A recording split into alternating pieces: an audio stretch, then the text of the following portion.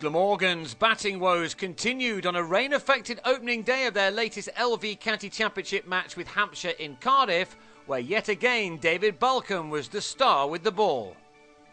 Given the real problems with the Willows so far this summer, it was a brave decision from Mark Wallace to bat first after winning the toss, a decision he may have been regretting 8 overs in when Stuart Walters drove but edged the in-form Balcombe to Liam Dawson. In their 4 full innings so far this summer, Glamorgan have managed just 504 runs in total, and having been dismissed for 95 and 102 at this ground against Derbyshire last week, they now found themselves on 22 for 2 when Gareth Rees was banging front to Chris Wood. In that Derbyshire match, the Welsh side lost 6 wickets for 1 run in their last innings run chase, so confidence cannot have been too high, even though Will Bragg was able to put those memories behind him with some neat shots off Sean Irvine as he tried to lead a recovery. Glamorgan had added an extra batsman to their lineup in the form of Nick James, but he departed after making 7, Michael Bates with a terrific take standing up to Hamza Riazzuddin. In spite of the early wickets, Jimmy Adams soon had Danny Briggs on, and it was a spot-on decision as he picked up the wicket of Ben Wright, who gave James Vince a simple chance at short leg. 4 more early wickets had fallen, but Bragg and Jim Allenby were hopeful that there were going to be no more losses before lunch. For a while, the sun shone on them as they helped their total to 68 shortly before the interval. But Balcombe is as good as unstoppable at the moment.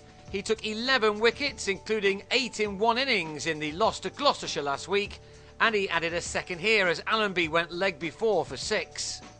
After lunch and a rain delay, a refreshed Balcombe was looking to cause more problems for the home side when play resumed, but Bragg, utilising the offside well, hit him for 2 boundaries in the same over as he tried to turn the tables on the opposition. At times though, Balcombe was almost getting the ball to talk.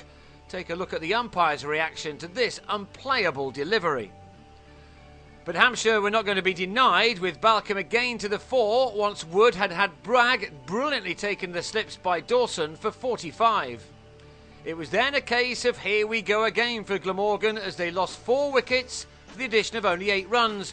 It was 87 for 7 when Moses Henriquez was trapped in front by Balcombe for 8.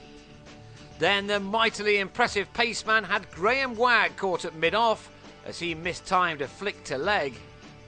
And it was another fifer for the man who spent a successful time on loan at Kent last season as he found the edge of Dean Cosker's bat for his 16th wicket of the summer in only his 2nd match. The rain arrived and the covers came on, and then Wallace made another very brave decision, declaring on 103 for 9, leaving Balcombe figures of 5 for 33. Presumably that decision was made to make the most of the bowler-friendly conditions, but not much is going right for Glamorgan presently, and when Hampshire came out to bat, the sun was out, which openers Dawson and Adams would have welcomed. Wallace was rewarded with a wicket of Adams, however, Hugh Waters finding the edge as the Hampshire skipper departed for 3. But Dawson and Michael Carberry survived for the rest of the day to put their side in control. Whatever the difficulties for Glamorgan at the moment, Hampshire had to remain focused on their own game against a side which, after all, has not had problems taking wickets so far this campaign. By the close of an odd day, Hampshire had reached 29 for 1 for the loss of their captain's wicket. With Dawson on 18 and Carberry on 6, they'll resume on day 2 74 runs behind their opponents.